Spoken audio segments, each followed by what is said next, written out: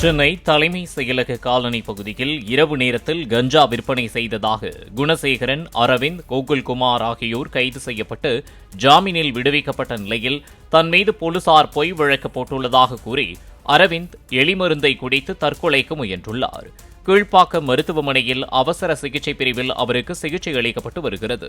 காலையில் எங்கள் வீட்டுக்காரர் 5 மணிக்கு வந்து எழுப்பி இட்டுன்னு போனாங்க சார். போலீஸ்காரங்க விசாரணை பண்ணணும்னு சொல்லிட்டு இட்டுன்னு போனாங்க. நாங்களும் அமுச்சு விட்டோம்.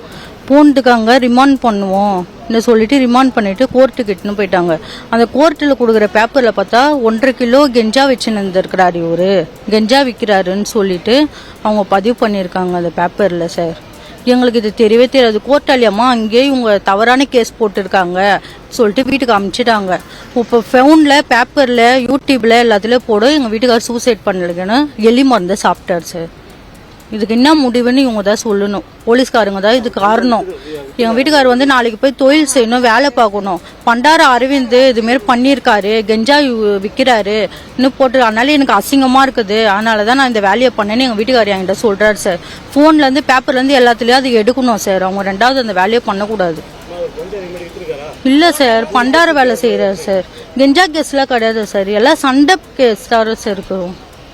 அவங்க அது மாதிரி கெஞ்சா கேஸ்னு போட்டு இருக்காங்க சார். அவனுக்கு கெஞ்சாலாம் விற்க தெரியாதுங்க. அவன் அந்த மாதிரி பழக்கம் உள்ள பள்ளியும் கிடையாது. அந்த மாதிரி நாங்கள் வளர்க்கல.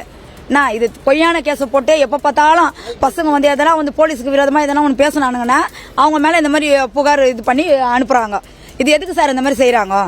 நாங்கள் அன்றைக்கெல்லாம் ஒரு நாளைக்கெல்லாம் போய் கஷ்டப்பட்டு தான் சார் நாங்கள் சாப்பிட்றோம். நாங்களும் வீட்டு வேலை செய்து தான் சார் சாப்பிட்றோம். நான் இந்த மாதிரி தொழில் இருக்கிறவங்க நாங்கள் எப்படிலாம் இருக்கலாமே சார். படிக்கிற பசங்க, எங்கள் பசங்க பேத்தி கேட்குறா, 7 வயசு ஆகுது எங்கள் பெரிய பேத்திக்கு. அவள் கேட்குறா, அம்மா அப்பா எதுக்குமா பிடிச்சின்னு போனாங்க, எதுக்குமா அப்பா மருந்து குடிச்சு உள்ள ஹாஸ்பிட்டல் இருக்கிறாருன்னு கேட்குறா. எங்கள் பேத்திக்கு நாங்கள் என்ன பதில் சொல்கிறது?